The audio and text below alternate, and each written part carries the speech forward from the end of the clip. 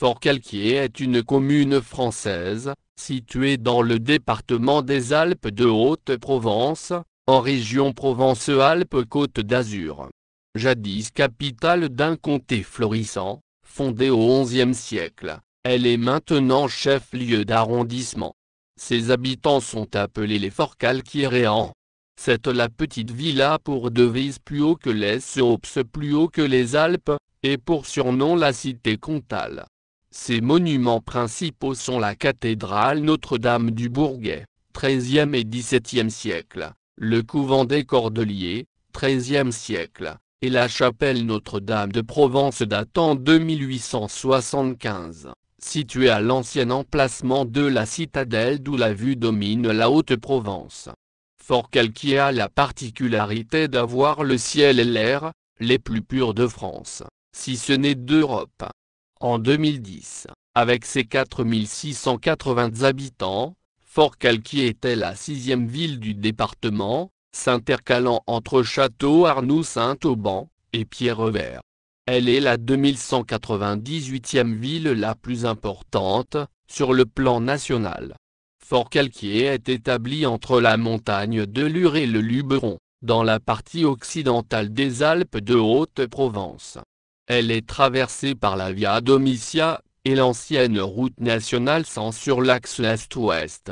Par la route, Forcalquier est situé à 43 km au sud de Sisteron, à 42 km à l'est d'Apt, à 23 km au nord de Manosque, plus grande ville du département, et à 50 km de Digne-les-Bains, chef-lieu du département. La commune se trouve à 80 km d'Aix-en-Provence, 88 km d'Avignon, et à 109 km de Marseille, ces deux villes étant situées au sud de Forcalquier. La petite ville au Provençal est à 747 km au sud-est de notre capitale Paris. Commune au territoire étendu, Forcalquier a des limites administratives avec de nombreux villages voisins. Au nord, elle est limitrophe de Fontienne, Sigons la borde du nord-est à l'est, jusqu'à Pierrerue, elle aussi à l'est. Toujours à l'est, la commune borde celle de Niozelle. Au sud-est se trouve la commune de Villeneuve, et au sud Forcalquier, est limitrophe avec Saint-Même. Au sud-ouest, Man et Forcalquier possèdent une limite commune, sur une partie matérialisée par l'ancienne route nationale 100. À l'ouest se trouve le village de Liman, tandis qu'au nord-ouest se trouve Ongle. L'altitude moyenne de la ville est de 651 mètres. Le point culminant, 904 mètres, se situe près de la Roche-Ruine, au nord de la commune. Le point le plus bas, 397 mètres, se trouve à proximité de la ferme de Cabanes, au sud de la commune. L'altitude de la mairie, riveraine de la place du Bourget, est de 545 mètres au-dessus du niveau de la mer. Le territoire se situe sur des formations du Miocène inférieur, mais également de l'Oligocène au nord et au sud, nord-oriental des monts du Luberon, entre plusieurs formations géologiques majeures des Alpes, au sud des chaînons de Lure. À l'ouest de la faille de la Durance et du plateau de Valençol, bassin molassique du Miocène et du Pliocène composé de roches sédimentaires détritiques, dépôts liés à l'érosion des montagnes apparues à l'Oligocène. Au nord du massif du Luberon. Hydrographie et les eaux souterraines. Situé dans le bassin versant du Rhône, dans la circonscription hydrographique numéro 6, Rhône-Méditerranée et Corse, Forcalquier relève de la région hydrographique Rhône. La commune est traversée par 3 cours d'eau, la rivière l'Aleille, et les ruisseaux le Beuvron, le Viau, et 2 Pierrerues. Aucun ne traverse le centre de la ville. L'Aleille prend sa source sur la montagne de Lure à Saint-Étienne-les-Orgues, traversant cette commune, et coule selon un axe nord-sud sur une longueur de 24,3 km. Elle atteint un barrage au niveau des communes de Forcalquier, Liman et Man, puis se dirige vers le cours du Largue, dans laquelle elle se jette à Dauphin. Le Beuvron est un ruisseau qui prend naissance à Fontienne, traverse 4 communes le long de ses 14,9 km, dans le pays de Forcalquier, avant de se jeter dans le Laozon à la Brianne, à une dizaine de kilomètres en aval de Forcalquier.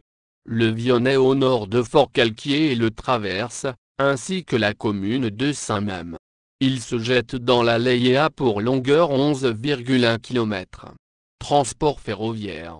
Depuis la fermeture de la gare de Forcalquier, la ville est desservie par celle de la Brianne Oraison, SNCF, située à 12 km. En 2011, elle est desservie par la liaison TER Marseille-Saint-Charles, Aix-en-Provence, Veynes, Gap, Briançon, 6 fois par jour en semaine, et 4 fois le dimanche, dans chaque sens. Celle-ci est située sur la ligne Lyon-Perrache, Marseille-Saint-Charles, via Grenoble. Cette gare est desservie par les carreleurs de la ligne Avignon TGV, Avignon, Forcalquier, Oraison, Digne. La gare TGV la plus proche de Forcalquier est celle d'Aix-en-Provence TGV, accessible grâce aux navettes LER Forcalquier, Manosque, Aix-TGV, Aéroport Marseille-Provence. 2 sentiers de grande randonnée traversent la commune. Le GR6, sentier Sainte-Foy-la-Grande, Saint-Pau-sur-Ubaye, vient de Liman et va en direction de Fontienne, ou inversement, en traversant le quartier de Saint-Marc, passe au niveau des Mours et monte vers le clos de Mély. Le GR 653D, sentier de Saint-Jacques-de-Compostelle, voie domitienne, vient du hameau de Saint-Pierre-de-Pierrerue, et traverse le centre de la commune, en passant par les places du Bourget, et de Saint-Michel, et rejoint ensuite Man. 2 itinéraires cyclistes passent par Forcalquier, l'un permet d'effectuer le tour du Luberon, autour du Luberon, via Apt, Cavaillon et Manosque, soit une distance de 236 km, et l'autre de faire le tour du pays de Forcalquier et de la montagne de Lure, le pays de Forcalquier, et de la montagne de Lure en vélo, via Cruy et Aubenas-les-Alpes, soit une distance de 78 km. Risques naturels et technologiques.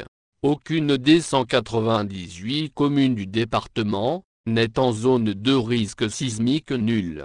Le canton de Forcalquier est en zone AB, sismicité faible, selon la classification déterministe de 1991, basée sur les séismes historiques, et en zone 4, risque moyen, selon la classification probabiliste EC8, de 2011. La commune de Forcalquier est également exposée à 3 autres risques naturels, les feux de forêt, les inondations, et les mouvements de terrain. Quelques versants de la commune sont concernés par un aléa moyen à fort. La commune de Forcalquier est également exposée à un risque d'origine technologique, celui de transport de matières dangereuses, par route et canalisation. Les routes départementales RD 4100, ancienne route nationale 100, et RD 12 peuvent être empruntées par les transports routiers de marchandises dangereuses.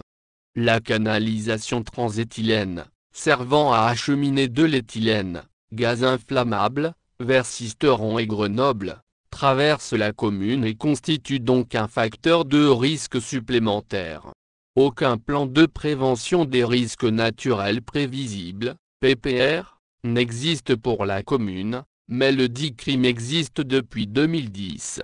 Forcalquier a été l'objet de plusieurs arrêtés de catastrophes naturelles, en 1984, 1990, 1994, 2011 et 2019, pour des inondations et des coulées de boue, pour des glissements de terrain en 1994, et pour des sécheresses ayant provoqué des mouvements de terrain, en 2008 et 2017.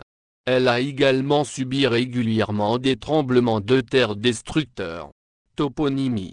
Selon Ernest Nègre, le toponyme Forcalquier, in Castro Furno Calcario, en 1018, 1032, Castel de Fornalserie, vers 1103, provient de l'association des termes forne, four, et calcaire, littéralement four calcaire, mais qu'il faut comprendre au sens étymologique four à chaud calx, chaud, calcarius, de chaud, à chaud.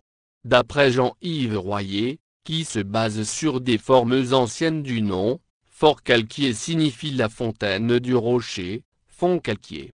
Fort Calquier, la graphie du toponyme est Fort Coquier en provençal selon la norme classique, ou Four Coquier selon la norme mistralienne.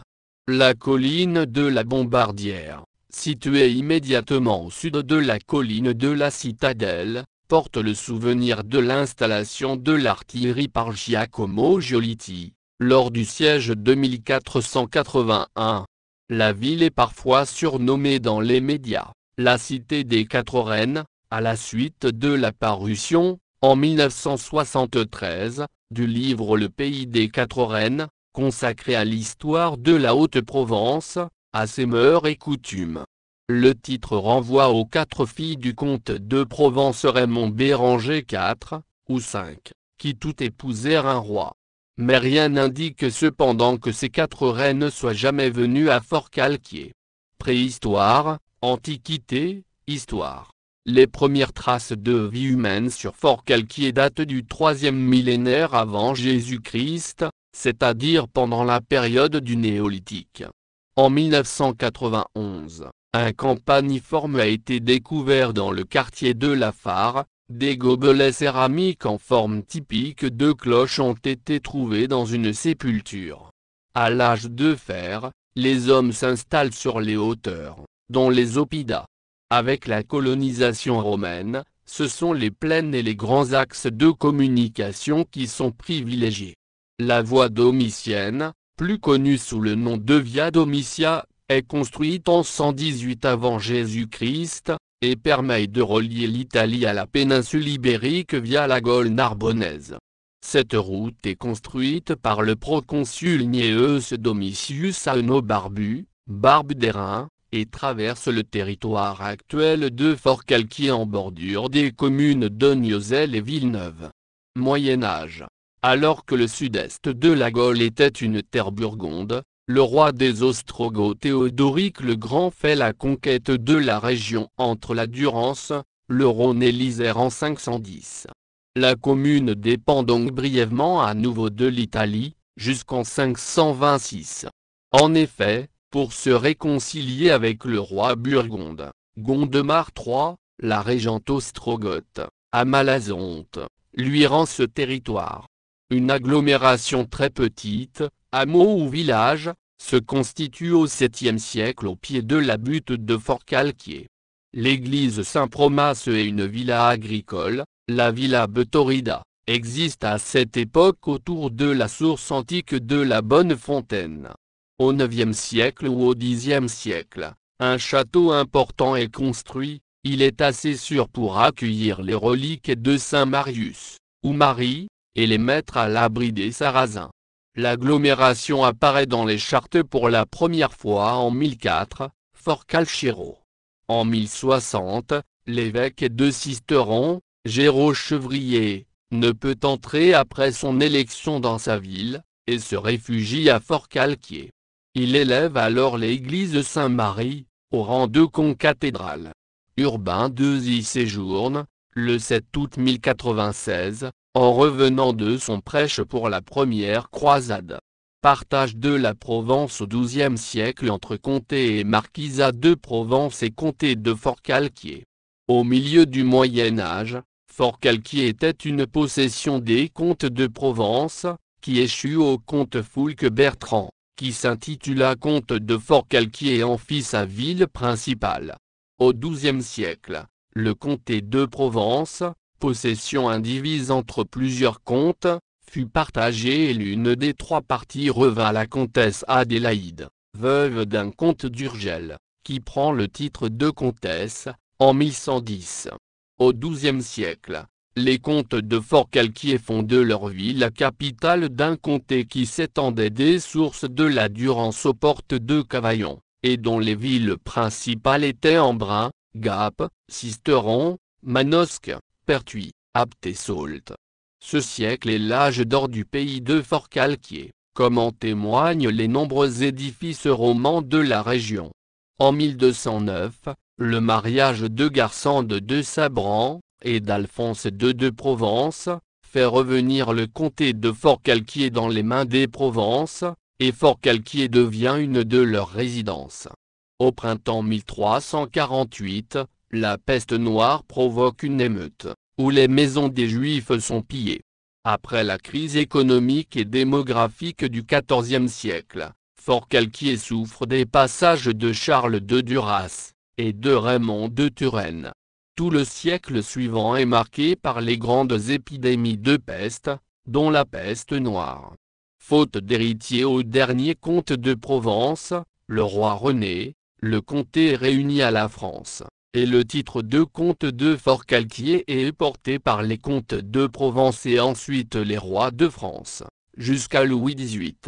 Le rattachement a lieu en 1481, Louis XI hérite du comté, mais doit assiéger Forcalquier, qui résiste 3 semaines avant de tomber le 21 juillet, puis est mise à sac. La charte de commune. Guillaume IV de Forcalquier étant en difficulté, face au marquis de Provence, et au comte de Toulouse, la ville devait leur fournir une milice. C'est ainsi qu'en échange, Forcalquier recevait des privilèges et exemptions de taxes, depuis le 26 mai 1206. Ces droits, déjà augmentés petit à petit, sont considérablement étendus à la fin du XIVe siècle.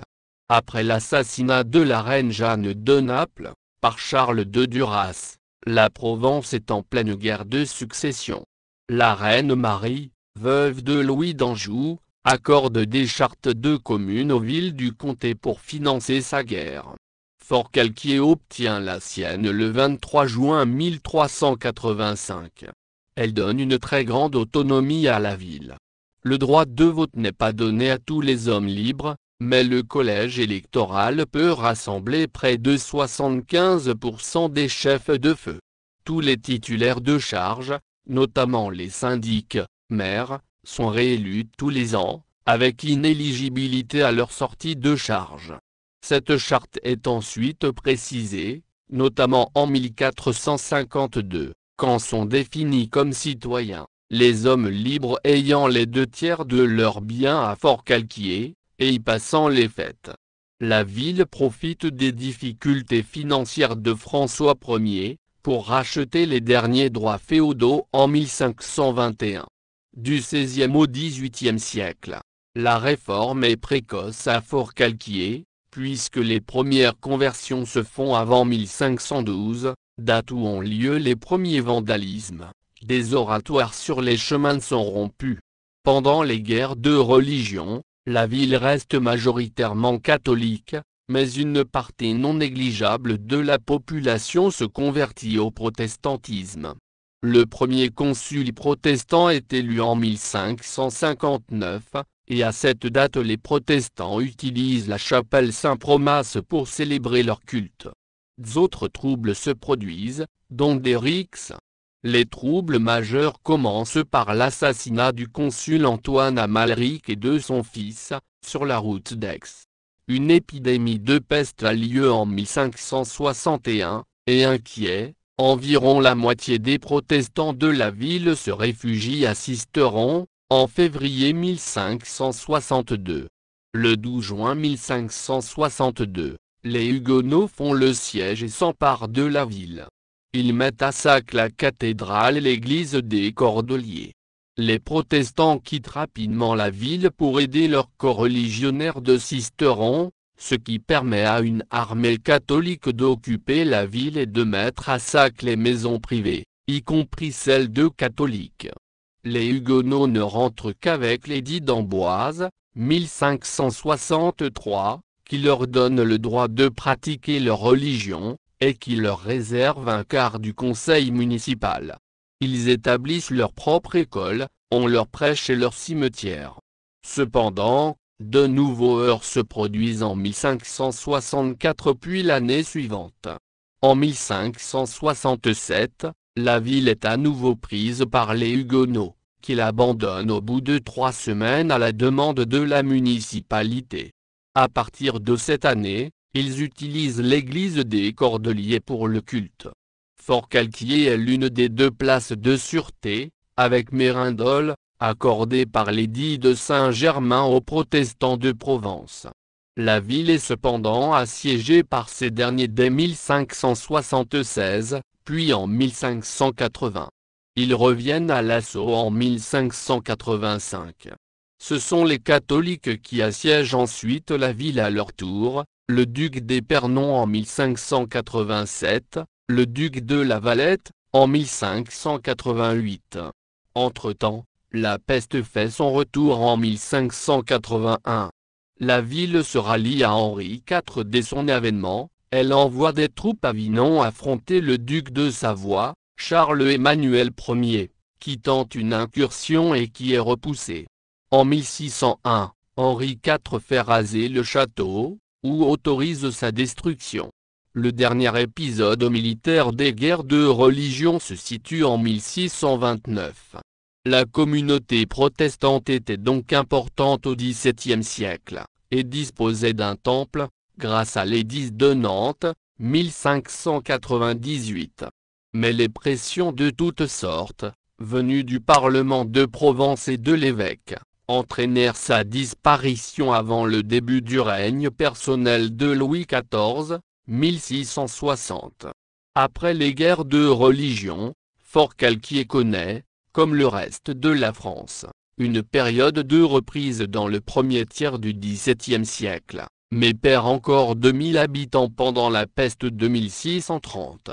Elle est le siège d'une sénéchaussée, qui en fait la capitale judiciaire de son ancien comté.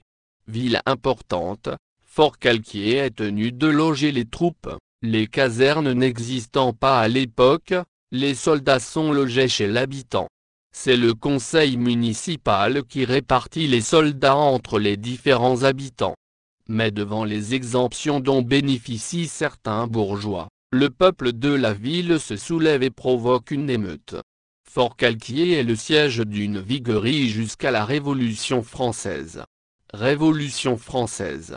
La prise de la Bastille est accueillie favorablement, cet événement annonçant la fin de l'arbitraire royal, et peut-être, des changements plus profonds dans l'organisation de la France. Immédiatement après l'arrivée de la nouvelle, un grand phénomène de peur collective s'empare du pays, par peur du complot des aristocrates désirant recouvrer leurs privilèges. Des rumeurs de troupes en armes, dévastant tout sur leur passage se propagent à grande vitesse, provoquant des prises d'armes, l'organisation de milices et des violences antinobiliaires.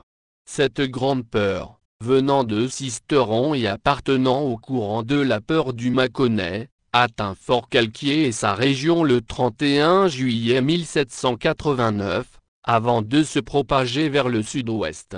La Société patriotique de la commune fait partie des 21 premières créées dans les Basses-Alpes.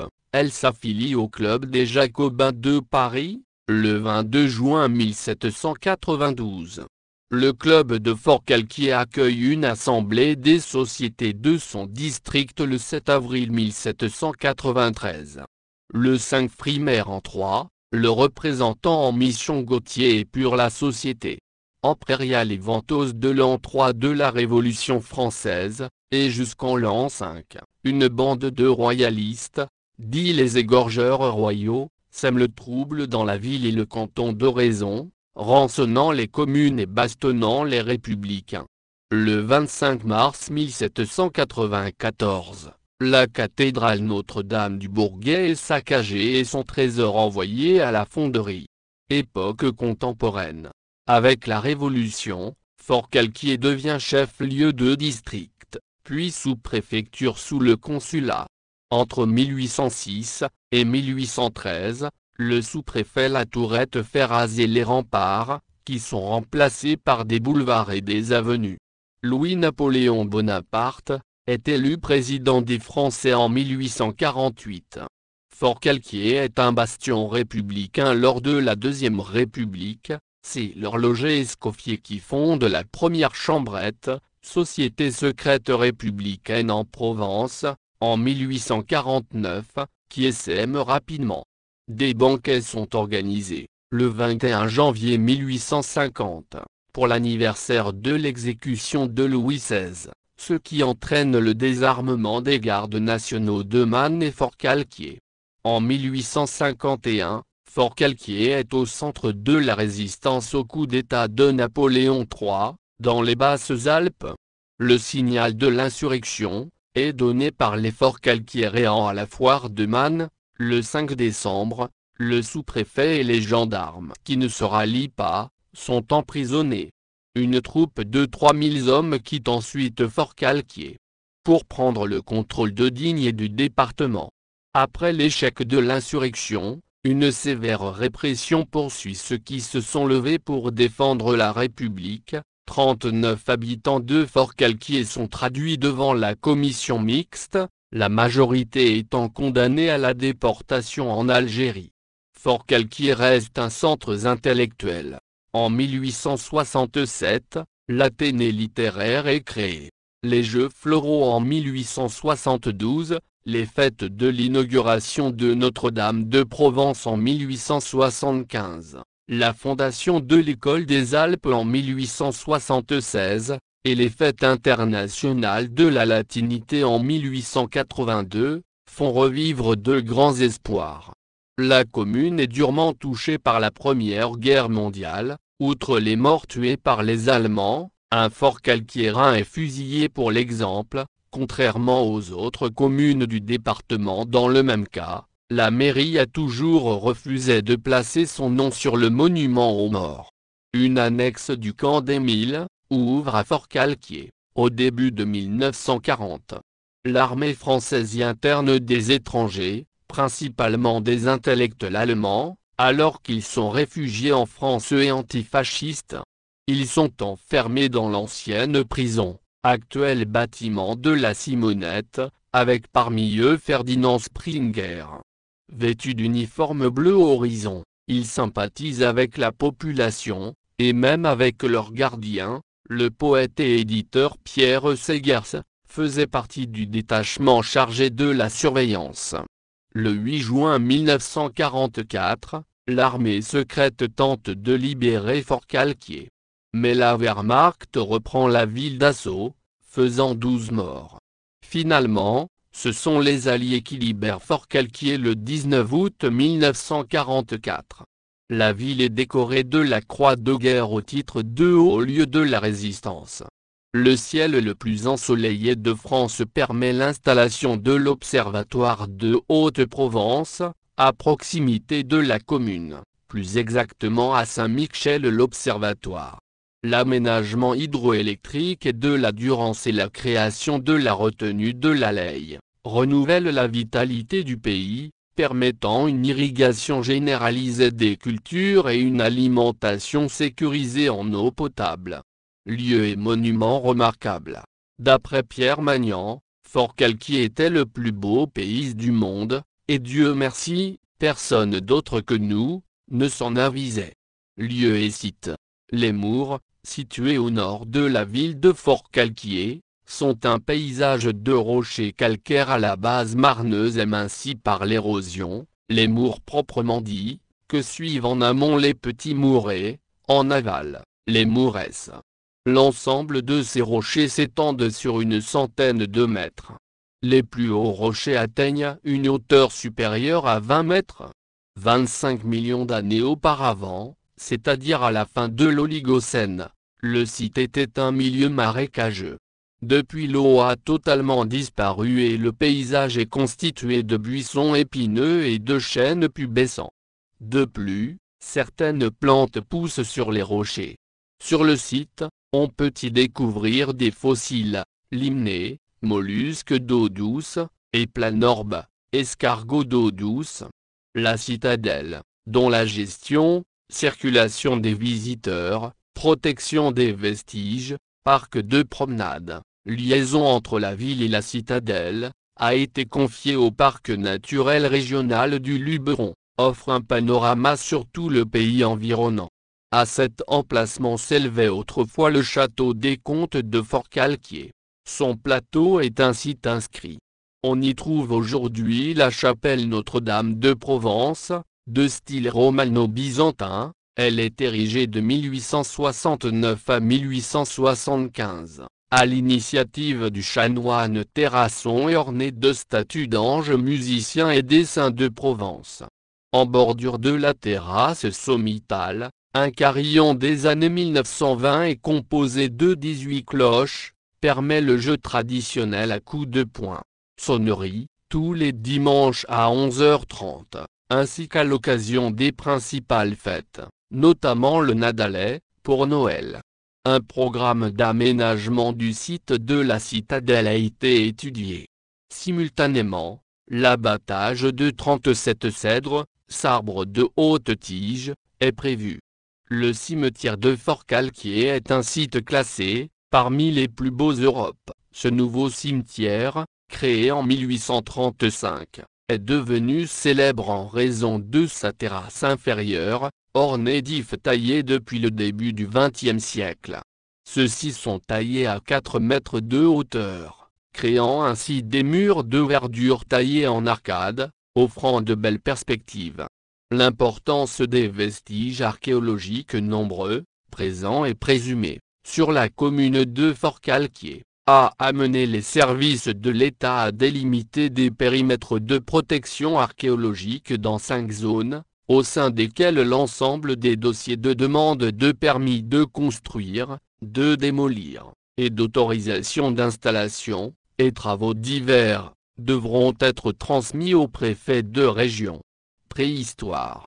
Les dolmens du Clos des Imeli, ou Clos du Meli, sont les monuments les plus anciens de la commune. Architecture militaire. La porte des Cordeliers, du XIVe siècle, est le dernier vestige des 6 portes que comptait la ville. La porte de la citadelle, datant du siècle précédent, subsiste également. C'est le seul reste de la forteresse médiévale, dite citadelle, avec une tour qui comporte encore 2 salles voûtées. Il subsiste en outre quelques vestiges du château des évêques, au sommet de la ville, intégrés à des constructions plus récentes, bases de tours, pans de murs, parties du corps de logis. Architecture religieuse.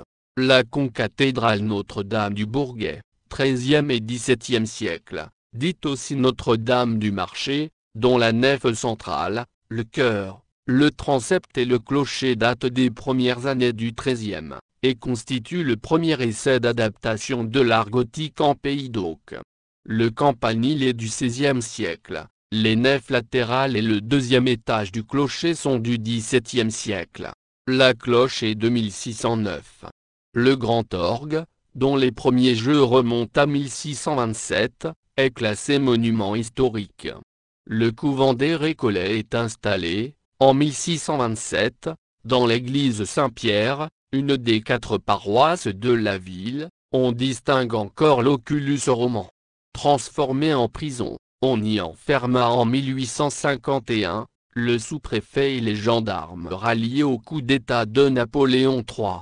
Le couvent des Cordeliers, XIIIe siècle, probablement fondé vers 1236, est l'une des premières fondations franciscaines en Provence.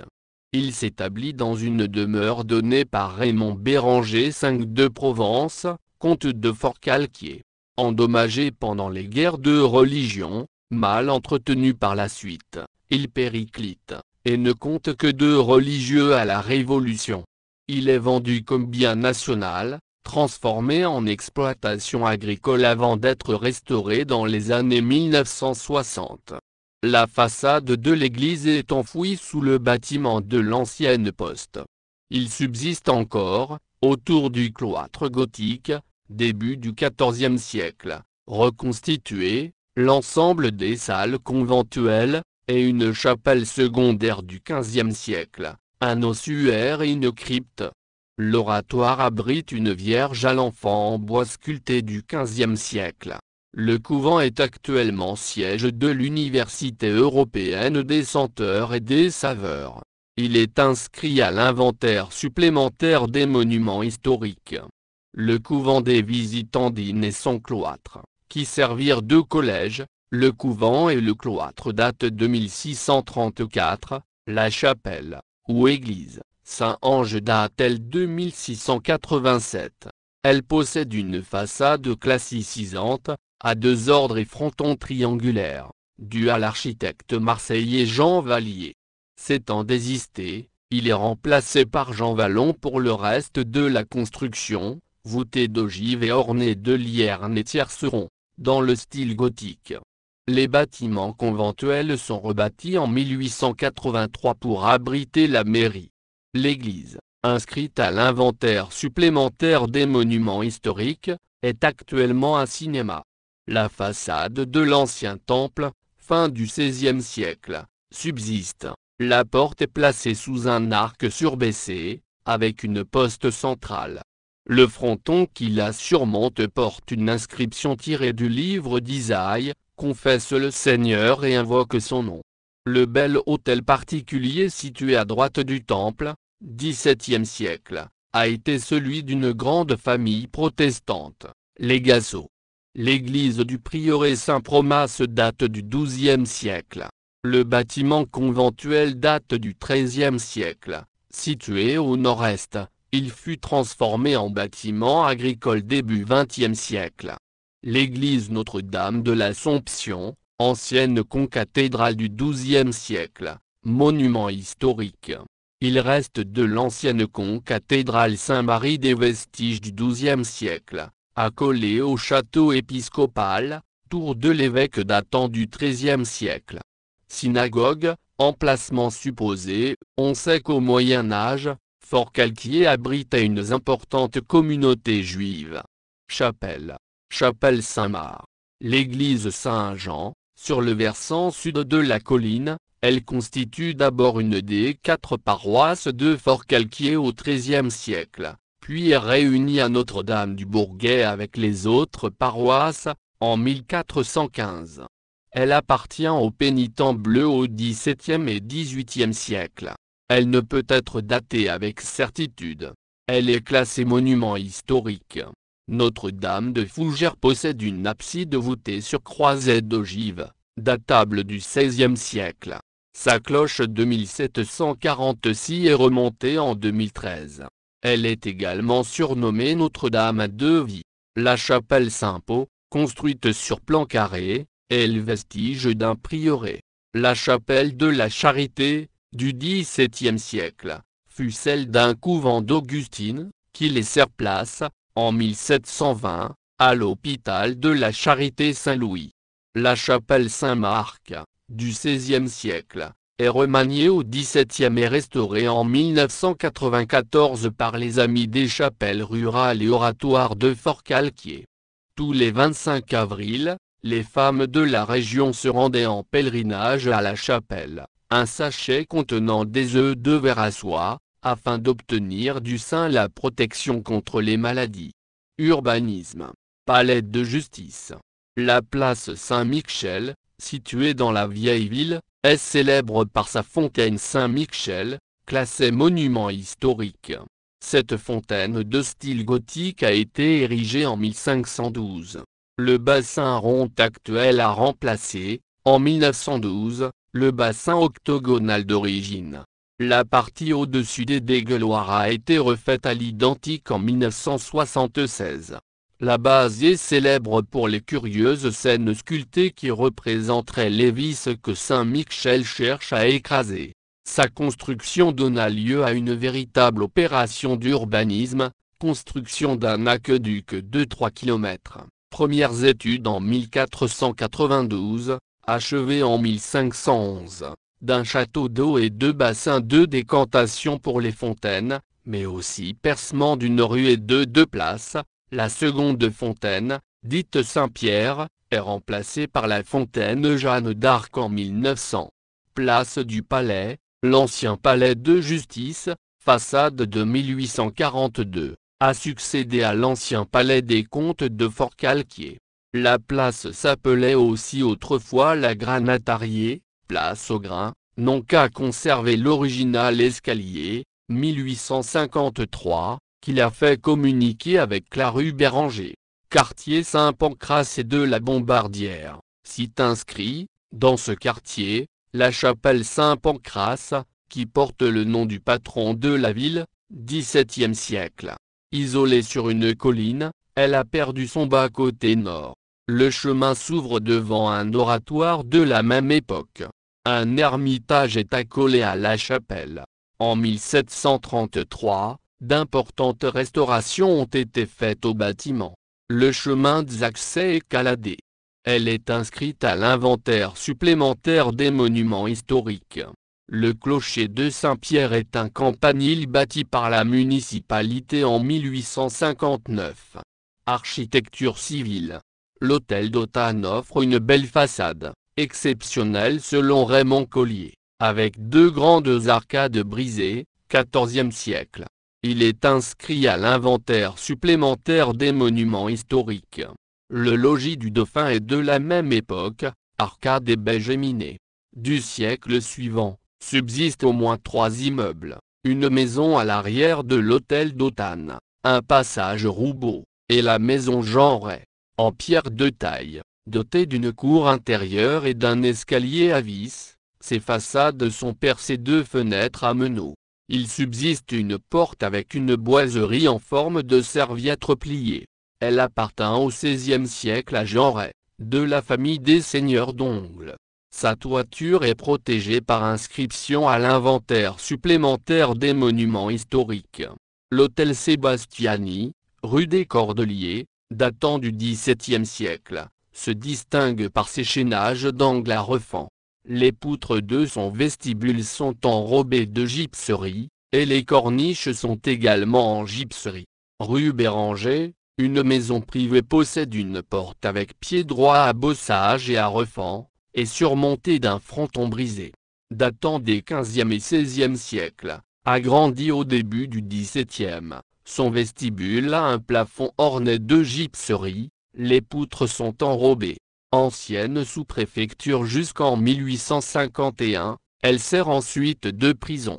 Elle est inscrite à l'inventaire supplémentaire des monuments historiques. L'hôtel Arnaud, XVIIe siècle, ancien temple protestant, ancien temple réformé, est inscrit à l'inventaire supplémentaire des monuments historiques pour sa façade et sa toiture côté rue. L'hôtel des Castellanes a démarré de style Louis XIII. Ancienne gendarmerie, on y a découvert derrière une cloison une cheminée dont le manteau est orné de gypserie. 2 pilastres à moulure encadrent une couronne de guirlandes, sous une frise portant un blason, le tout datant d'entre 1650 et 1700. La maison de Tende, place Saint-Michel, appartenant à la famille de Tende, possède une façade large, du XVIIIe siècle. La campagne Clémenty est une villa de style palladien, de la fin du XVIIe siècle. Le manteau de sa cheminée en gypserie est orné de pans coupés. Le musée municipal, mobilier ancien, costumes de Haute-Provence, section archéologie fondée en 1919, est situé au second étage de la mairie. Architecture utilitaire. Le viaduc des Latins ou de Viau, est bâti en 1882-1887, pour le chemin de fer d'Apta-Volx, et une route. Le manque de sécurité sur le chantier entraîna l'effondrement d'un échafaudage et la mort de 7 ouvriers. Construit sur un tracé courbe, haut de 36 mètres, long de 136 mètres, il repose sur cette arche de 13 mètres. Dès que le train s'est arrêté de fonctionner en 1955, en 1960 des trottoirs sont ajoutés. L'inauguration ayant coïncidé avec la fête des Latins, le viaduc porte en dédicace des inscriptions écrites dans toutes les langues romanes, et les différents dialectes occitans. Il porte également une plaque en mémoire de toutes les personnes qui s'y sont suicidées. Le pont sur le Beuvron, où passe la route nationale 100, date de 1902. Construit sur un arc surbaissé, avec une voûte en appareil hélicoïdal, il présente un biais de 62 degrés. L'ouverture de la voûte fait 16 mètres. Le pont fait 5 mètres de large. La fontaine des 4 Reines est constituée d'un obélisque au milieu du bassin, et date de 1832.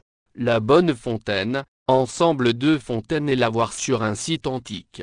Fontaine Jeanne d'Arc, cette fontaine construite en 1900, remplace la fontaine Saint-Pierre construite en même temps que la fontaine Saint-Michel. Une statue de Jeanne d'Arc surmonte la fontaine. Eugène Bernard écrivit un poème vengeur, où Saint-Pierre se plaint d'avoir été chassé. Elle est située sur la place Jeanne d'Arc. Cabanon pointu, cabane en pierre sèche, ou borie, rendu célèbre par les cartes postales dans la première moitié du XXe siècle. Mes sources, Wikipédia.